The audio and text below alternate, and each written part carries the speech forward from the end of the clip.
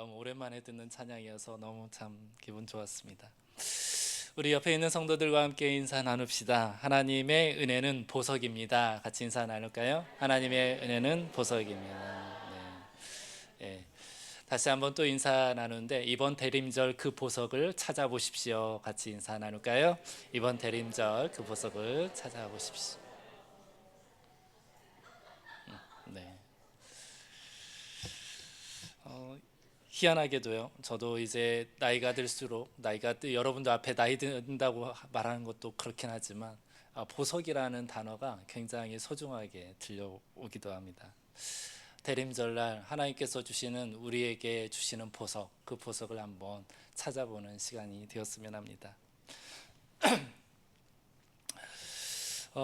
여러분들 그 화면에 나와 있는 것처럼 조셉 헨리 데이비스 선교사님, 옆에 메리 데이비스 선교사님, 남매인데요.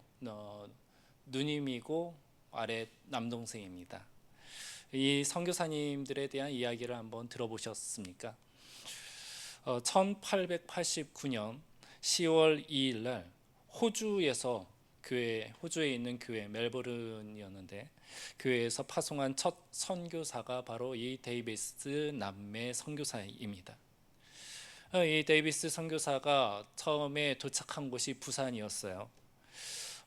그리고 이제 이 두 남매는 복음을 전하려고 40일간 이제 태평양을 건너서 오게 되었는데 한국에 도착한 이후에 5개월 정도는 서울에서 선교를 준비하게 됩니다. 한국에 대한 여러 가지 정서와 문화, 언어 여러 가지들을 준비했죠. 그리고 나서 선교지를 정하는 가운데 어디를 정하느냐, 바로 첫 도착지였던 부산을 정하게 됩니다. 그래서 이 선교 훈련이 다 마쳐진 이후에 이 데이비스 이 남매가 다 부산으로 내려가는 건 아니고요. 이 동생 조셉 헨리 데이비스 선교사님이 도보로 이렇게 내려가게 되어요. 충청도를 거쳐서 전라도 전주를 거쳐서 이렇게 부산 쪽으로 그렇게 향하는 경로로 가게 됩니다. 그런데요, 이동하는 중에 이 데이비스 선교사님이 폐렴과 천연두에 걸리게 됩니다. 안타깝게도 입국한 지 6개월 만인 1990년 4월 5일 날 이 데이비스 선교사님이 세상을 떠나게 됩니다. 결국 누나였던 메리 데이비스 선교사는 다시 호주로 가게 되었고 이 사실을 호주의 교회에 보고를 하게 됩니다. 학교의 한 학자였고 교장직이었는데 교장이었던 이 직을 다 내려놓고 한국에 복음을 전하기 위해서 온 지 6개월 만에 하나님 품으로 다시 돌아가게 되었으니 얼마나 안타까운 그런 삶이었겠어요. 그런데요, 이 사건이 호주 교회에 보고되자마자 호주 교회에 커다란 변혁이 일어나게 됩니다. 역동이 생기게 되는데 영적인 각성이 일어나게 되는 것입니다. 이 영적인 각성으로 말미암아 호주 교회에서 무려 180명이라는 선교사를 우리 조선 땅으로 파송하게 되는 놀라운 이야기가 있습니다. 첫 단추가 바로 이 조셉 헨리 데이비스 선교사님을 통하여서 이루어진 것이죠. 이런 선교 역사 이야기를 살펴볼 때마다 깨닫게 되는 것이 한 알의 밀알이 땅에 떨어져 정말 많은 열매를 거두게 되는구나, 이런 헌신이 있기 때문에 이 땅에 밝은 빛을 보게 되는 영혼들이 있구나라는 것을 깨닫게 됩니다. 모두가 어두움 가운데에서 정말 허우적거리며 살아가고 있을 때에 이 땅에 빛을 비추려고 했던 사람들, 빛이신 예수 그리스도를 들고 이 땅에 온 사람들, 헌신된 자들, 이들을 통해서 이 땅 가운데 복음의 놀라운 빛이 비춰지는구나 라는 것을 깨닫게 되는 것입니다. 한 이야기를 더 해드릴까 합니다. 칠레에서 선교하신 한 목사님의 이야기인데요, 그 현지인으로부터 들었던 한 이야기가 있습니다. 그러니까 복음을 전한 그 현지인이 이 선교사님에게 하는 화답의 이야기가 이렇습니다. 목사님이 오시지 않았다면 저는 여전히 어둠 가운데 살았을 것입니다. 그 현지인은 그리스도의 복음이 그 선교사를 통해서 전해져서 복음의 생명길을 새롭게 발견하였기에, 그리고 영생의 축복을 누리게 되었기에 이렇게 고백을 하는 거였습니다.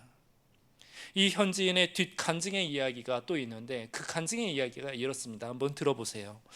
복음의 빛을 가지고 이 땅을 찾아온 당신이 있었기에 그 빛을 받아 예수님을 알게 되었고 하늘나라를 소유하게 되었습니다.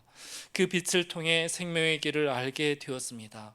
오 고마우신 분, 우리로 하여금 생명의 길을 걷게 해주신 선교사님께 깊은 감사를 전합니다 라고 말입니다. 아마도 이것은 선교사님을 향한 최고의 감사이고, 또한 선교사님이 받을 수 있는 최고의 영광스러운 면류관이 아닐까 싶습니다. 이번 주일부터 이제 대림절이 시작되는데요, 성탄절을 기준으로 하여 4주를 이제 거치며 우리가 지키는 절기가 이 대림절입니다. 이때 성도는 예수님의 오심을 기다리는 마음으로 지내는 기간으로 삼게 되죠. 예수님의 오심, 예수님께서 내 삶 가운데, 이 사회에, 우리 공동체에 오신다. 예수님의 오심, 그 예수님의 의미가, 오심에 대한 의미가 과연 얼마나 커다란 영향력이 있을까, 얼마나 큰 은혜가 있을까. 생각해보면 예수님의 오심은 한 사람의 구원을 위한 하나님의 은혜가 되기도 합니다. 예수님께서 나에게 찾아오셨기 때문에 내 영혼의 변화가 생기는 것이죠. 예수님의 오심은 한 공동체의 구원을 이루는 통로가 되는 것입니다. 또한 예수님의 오심은 인류를 죄의 속박에서 자유하게 하는 역사를 이루십니다. 예수님의 오심은 하나님의 은혜의 아이콘이 되는 것입니다. 바라기는 이번 근본 대림절을 통하여서 우리의 신앙을 다시 한번 추스리며, 예수님의 오심, 예수님께서 우리를 초청하신다, 예수님께서 우리와 함께 연합을 더 이루시기를 원하신다라는 이 초청과 이러한 요구에 우리가 믿음으로써, 신앙으로서 응답하는 귀한 시간이 되기를 주님의 이름으로 축복합니다. 하나님은 근본 대림절을 맞이하여 오늘을 살아가는 우리에게 다시금 순전한 복음으로 우리를 초청하시는 메시지를 건네십니다. 본문 1절 말씀인데요, 1절 말씀 우리 다시 한번 소리내서 읽어보도록 하겠습니다. 오라 너희 모든 목마른 자들아 물로 나오라, 돈 없는 자도 오라, 너희는 와서 사 먹되 돈 없이 값 없이 와서 포도주와 젖을 사라. 아멘. 목마른 자, 돈 없는 자에게 초청을 하십니다. 이들에게 권고하는 것은 돈 없이 값 없이 와서 포도주와 젖을 사라라고 말씀하세요. 그렇다면 포도주와 젖을 사서 단지 먹는 것, 허기 전 배만 채우면 되는 것이냐? 이들의 부족함을 채우는 것이 하나님의 계획일까? 그것은 아닙니다. 2절 말씀에 보면 이렇게 나와 있습니다. 하나님은 내게 듣고 들을지어다.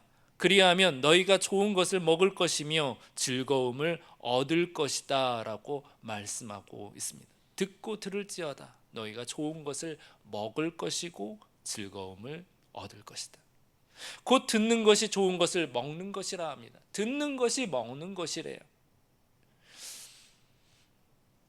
그리고 그러므로 목마른 자와 돈 없는 자를 지칭하는 것은 영적으로 궁핍한 자요, 소외당한 자요, 약자를 일컫는 것을 우리는 깨달을 수가 있는 것입니다. 영적으로 궁핍한 자가, 소외당한 자가, 약한 자가 하나님의 말씀을 듣고 하나님의 은혜의 공급을 얻으라라고 주님은 우리에게 초청하는 말씀인 것입니다.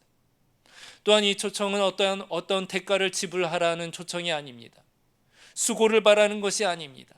이 초청은 온전히 복음으로의 초청을 말하고 있는 것입니다.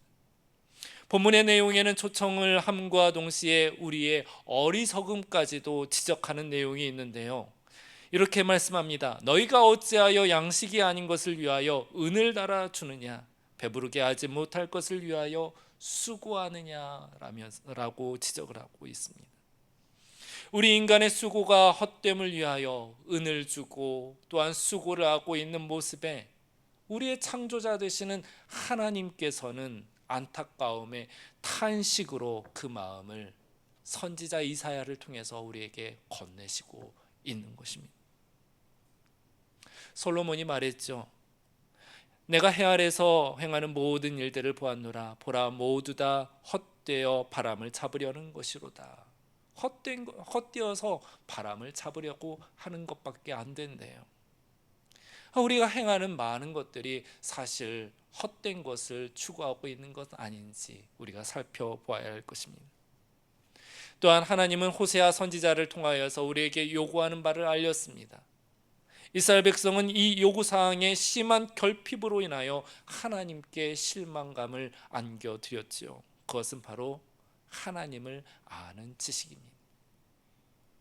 만약 하나님을 제대로 알았더라면, 만약 하나님의 능력을, 만약 하나님의 권능과 위엄을, 만약 하나님께서 현실 가운데 놀랍게 역사하심을 알았더라면 이스라엘 백성은 신앙의 전념과 열심을 내었을 것이에요. 하나님을 제대로 알았더라면 이스라엘 백성은 그렇게 죄로 방탕한 삶을 살지 않았을 것입니다. 하지만 그들은 몰랐고요. 그들은 하나님의 요청에도 그저 지나칠 뿐이었습니다. 아무리 선지자들이 고래고래 소리를 지르고 주님께서 죄를 회개하라 말씀하고 지적하여도 이스라엘 백성은 그 요청에 응답하지 아니하였고 귀를 닫았으며 무시함으로 일관했습니다. 죄를 지었던 그런 모습들을 우리는 잘 볼 수가 있습니다. 바라기는 우리는 이와 같이 않기를 바랍니다. 너무 익숙하기 때문에 어떠한 감동과 어떠한 마음의 요동함 없이 하나님의 초청을 저버리는 일이 없기를 주님의 이름으로 축복합니다.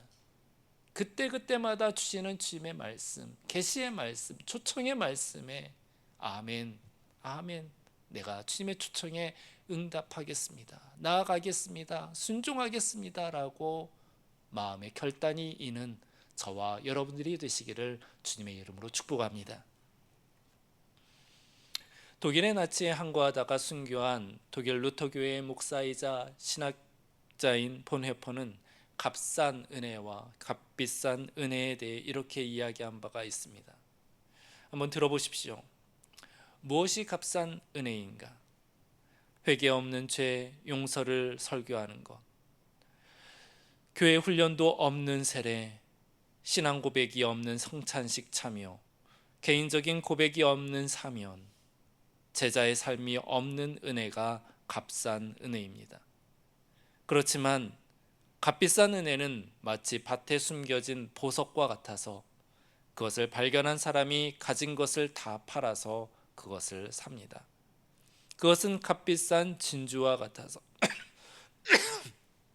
상인이 자신의 물건을 다 팔아서 그것을 삽니다. 값비싼 은혜란 그리스도께서 왕권으로 다스리는 것이며 거치는 돌이 된다면 자기의 눈이라도 빼어버릴 수 있습니다 라고 말합니다. 값싼 은혜와 값비싼 은혜에 대한 대조를 그렇게 이야기하고 있어요. 하나님은 대림절을 지내고 있는 우리에게 다시 한번 복음의 신앙으로 순전하기 위하여 초청의 메시지를 우리에게 전하고 있습니다. 사랑하는 성도 여러분들, 하나님의 은혜는 값싼 은혜가 아닙니다. 하나님의 은혜는 우리가 알고 상상하는 것 그 이상으로 값비싼 은혜요, 우리들을 위해 이미 지불된 은혜입니다. 그러므로 우리에게 주어진 은혜를 다시 살펴보아 주님께서 주신 은혜를 값비싼 은혜로 여기며 이에 상응하는 삶의 자세로 주님 앞에 나아가는 저와 여러분들이 되시기를 주님의 이름으로 축복합니다. 또한 하나님은 모든 만민을 초청하면서 또 하나의 선물을 준비한다라고 말씀하는데요. 3절 말씀입니다. 우리 3절 말씀을 우리 다시 한번 읽어보도록 합시다. 너희는 귀를 기울이고 내게로 나와 들으라. 그리하면 너희의 영혼이 살리라. 내가 너희를 위하여 영원한 언약을 맺으리니 곧 다윗에게 허락한 확실한 은혜이니라. 아멘. 하나님께서 준비하신 선물은 바로 영원한 언약입니다. 영원한 언약. 다윗에게 주셨던 영원한 언약 말입니다. 날씨가 추워지고요, 거센 바람이 불고 눈이 오면은 저는 종종 딱 이 시기쯤에 생각나는 사람들이 있습니다. 그 사람들은 바로 서울 지하철역 종로역에 가보면 흔히 볼 수 있는 사람들입니다. 지금은 아마 다 없어졌을 것 같아요. 옛날에는 그곳에 사람들이 많이 있었는데 그 사람들은 노숙자들입니다. 노숙인들이 굉장히 많았었어요. 지하철은 보면은 기압차가 있어서 거기에는 바람이 굉장히 세차게 분다라는 것을 아마 여러분들 잘 알고 있을 거예요. 그들을 살펴보면요, 어디 갈 곳이 없습니다. 거처할 곳도 없고 또 참 먹을 것 식량도 없어 보입니다. 그냥 계단 입구에서부터 그냥 지하 차도에 있는 공간이 있다면은 그냥 거기에 자리를 꾸려서 거기에서 사는 모습이었습니다.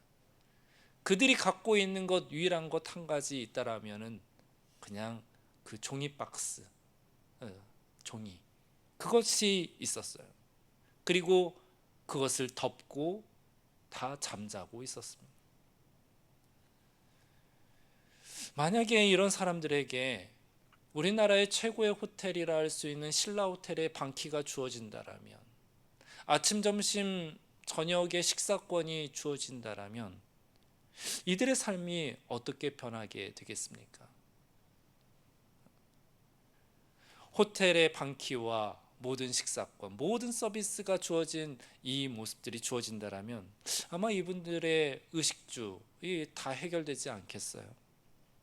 거처나 생활에 대한 염려가 사라지지 않겠습니까? 저들의 삶의 짐이 훨씬 가벼워지지 않겠어요? 어떤 것을 먹어야 할지, 어디로 가야 할지, 어디서 자야 할지, 누군가와 싸워 자리를 다퉈야 할지 그런 걱정 근심이 없지 않겠습니까? 하나님께서 다윗에게 주신 언약이 바로 이러한 것입니다. 일반적인 특혜 그 이상으로 하나님께서 축복을 주시는 것입니다. 영원한 하나님께서 동행해 주시는 것, 적들과 싸웠을 때 승리하게 한다는 것, 그리고 모든 사람들 중에 너의 이름을 으뜸으로 여기며 너를 영광스럽게 하겠다 하는 그런 모든 내용들이 바로 다윗의 영원한 언약 속에 포함되어 있는 것입니다. 너의 뒤에 네시의 아들 중에 하나를 세워가지고 너의 왕조를 영원토록 유지하겠다. 얼마나 마음 편한, 그리고 얼마나 축복 가득한 그러한 언약입니까?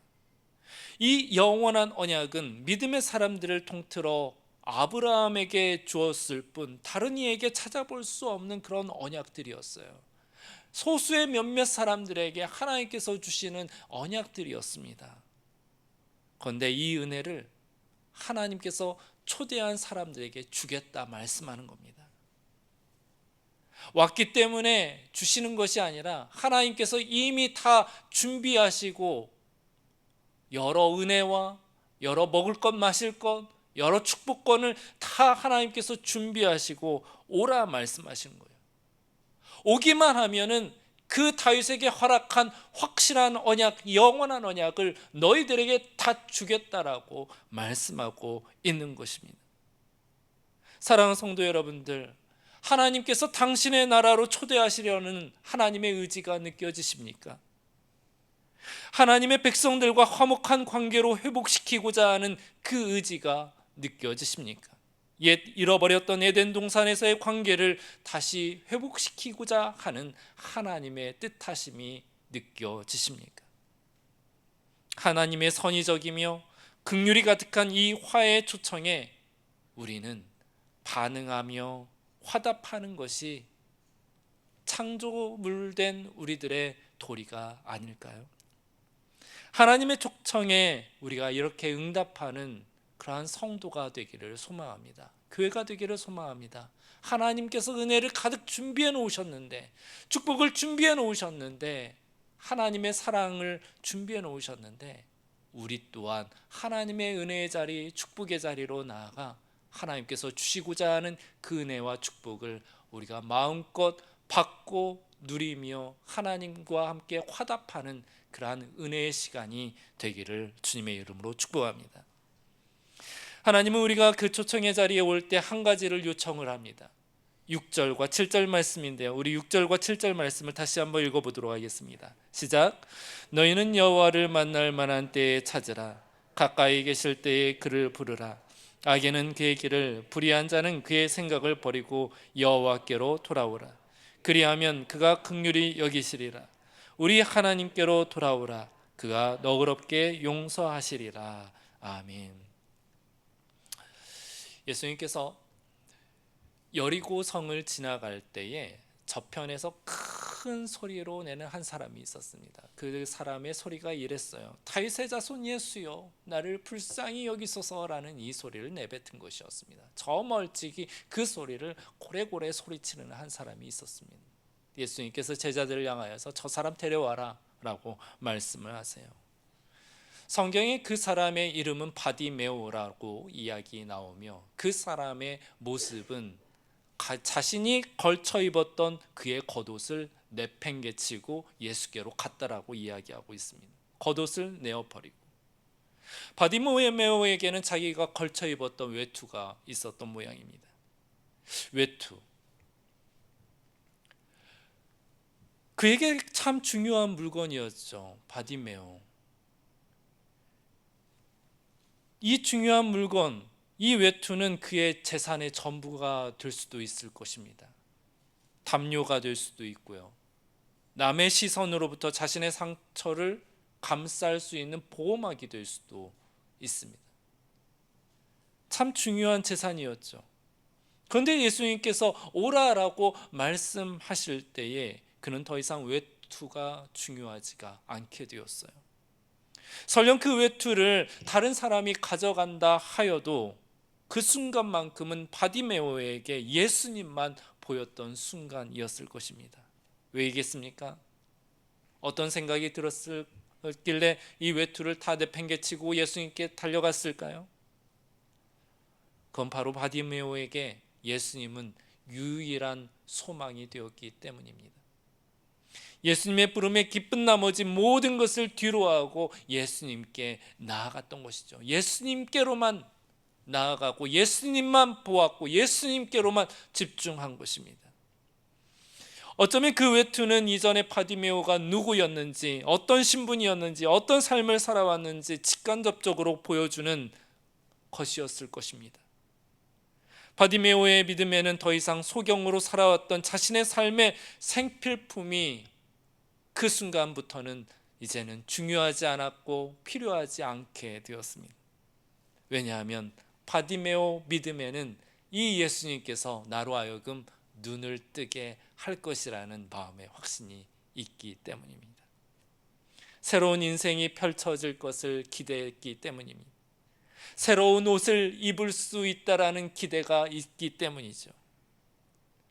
본문의 말씀에 나타난 악인은 그의 길을, 불의한 자는 그의 생각을 버리고 여호와께로 돌아오라 라는 이 말씀, 바디메오와 같이 그의 눈에 오직 예수님만 보였고 그에게 달려갔던 그 모습과 같이 우리에게도 초청을 한 예수님 앞에 우리의 모든 과거, 우리의 모든 죄성, 우리의 모든 실수, 우리가 하나님 앞에 내뱉기조차 부끄러웠던 것들, 그 모든 것들을 다 내려놓으며 오직 예수님 앞에 온전한 마음, 순전한 마음으로 나아가는 저와 여러분들이 되기를 소망합니다. 구습의 여러 더러운 모든 것들을 벗어버리고 온전한 마음으로 나아가는 시기, 그것이 바로 대림절입니다. 바라기는 우리 모두 근본 대림절을 지내면서 하나님의 새 에덴으로의 삶으로 초청하는 그 모습을, 그 부름을 우리가 믿음으로 받아들이며 응답하는 믿음과 회복의 공동체가 되기를 주님의 이름으로 축복합니다. 하나님과의 관계의 회복이요, 하나님과의 언약의 회복이며 비전의 회복이고 삶의 회복이 하나님의 은혜와 함께 우리에게 들려지고 보여지며 느껴지는 복된 시간이 되기를 주님의 이름으로 축복합니다. 기도하겠습니다.